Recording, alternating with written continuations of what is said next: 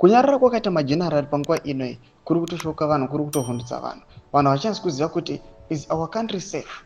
Noda kuti according to the law zvinonyaso kuzikanwa, even vana VP Constantine Nochwenga muna 2017 vaibuda vachitaura vachiti aiwa ivo basa ravo vakomana vekuzDF remauto nderekudefenda the constitution.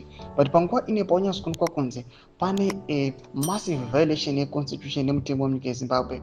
But kuri kuonekwa kunze vemauto vari kuita kunge vakakotsira, vari kuita kunge vakabraibiwa, vari kuita kunge vakatengwa izifu havapo, vakanyarara zvavhundutsa vanhu vachinyaso kushaya kuti isusu senyika titomboriseverera. Saka buda mashoko anodanyirwa panguva ino ribwa subscribe like watombe bell icon tibida pana paendelin m amudanyira chiti does the silence from Mauto who carried out the operation restore legacy mean that they are proud of the status quo, part of the status quo, or swallowed by the status quo? Ndomubvunzo vanhu vari kuuya navo vachiti aiwa these general vakaonekwa kunzi they took part aiwa in the 2017 military coup, kana kuti vakaita the operation restore legacy vaonekwa kunzi aiwa panguva yaMugabe vakomana vaiti ada kurestore legacy, da kuisa zvinhu aiwa chaizvo chaizvo kuti zvirane zvazvofanira kuita, noda kuti corruption avo yange yasingawo munyika yeZimbabwe zvaionekwa vanhu kwese kwese kwavaipa. But right now in the current situation it is much more worse than zvazvava zviri muna 2017 and people they are regretting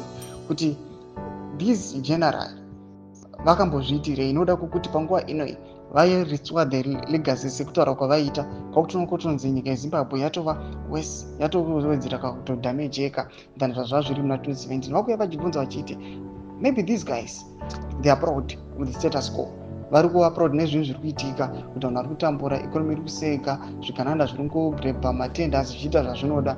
Says that they are proud of the status quo, or they are part of the status quo, kuti they are part of the smuggling yemaresources enyika, or they've been swallowed by the status quo.